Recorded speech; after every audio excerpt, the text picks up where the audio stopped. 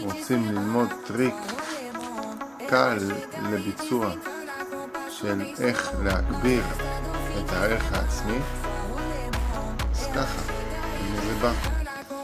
יש דרך אחת מוכחת, מחקרית ומדעית וסוציאלית להגביר את הערך העצמי בצורה מאוד מהירה, זה להבטיח לעצמך הבטחות קטנות ולקיים אותן ולהתמיד בזה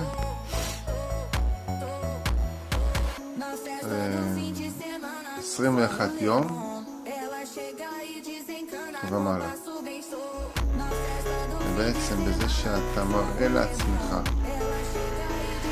ולשכל המודע שאתה מקיים הבטחות, אז אתה נהיה עם ביטחון עצמי, ערך עצמי ודימוי עצמי